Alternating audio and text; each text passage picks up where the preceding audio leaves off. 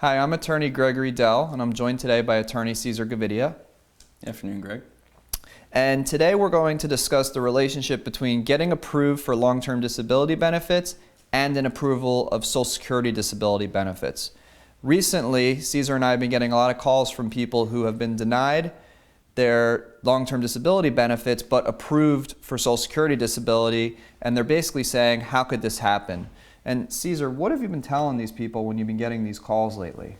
Greg, it's been happening to people that we've been getting calls from. It's been happening to clients that we've been representing. They get approved for their long-term disability benefits. Oftentimes, the carriers will persuade them because the policies require that they apply for Social Security disability or any other income benefits that they may qualify for. You find this in group policies mainly. Right.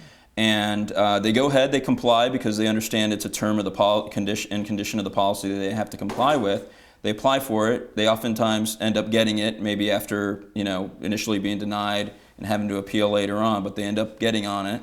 The carriers, of course, the advantage to them is they get to, as we've discussed many times before, they get to offset the monthly benefit they pay the claimants by whatever they're getting from Social Security disability. Right.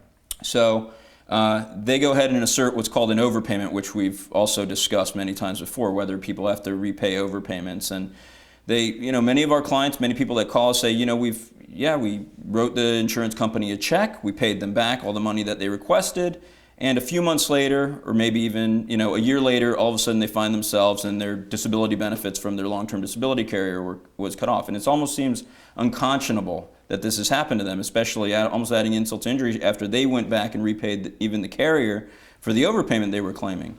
So what people are asking us is, well, how could they do this? Are they allowed to do this? And as we've said, as we've discussed in other videos that we've had, and we've told people, just because your insurance company has approved you, or your Social Security Administration has approved you for Social Security disability benefits, does not mean that your long-term disability carrier is going to approve you or going to sustain and continue paying your long-term disability benefits.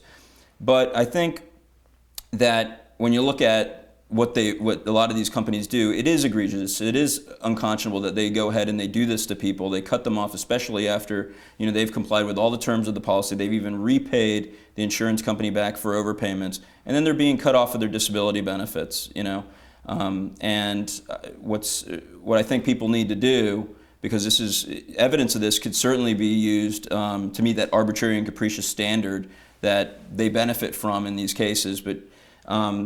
We could show that this is egregious. We could argue it in their appeals, and we could help them if they have to litigate their cases and show evidence of the insurance company's unreasonableness. Right, and very often I find that the fact that they've been approved for Social Security disability but then denied on their long-term disability, the Social Security disability file often has a lot of information that will help them with their claim, yet the disability insurance company is ignoring that information. Right, and we always usually, we request that either from their Social Security lawyers, or we'll request it from the Social Security Administration, because what Social Security often does, they get independent doctors to evaluate their claims, and right. We put that evidence and those reports right into the administrative record, which the federal judge eventually is going to look at if the case gets to litigation. Okay, but I think the biggest point that we're trying to make here is that just because you've been approved for Social Security disability, don't think that your long-term disability benefits are going to continue forever. They're two totally different standards,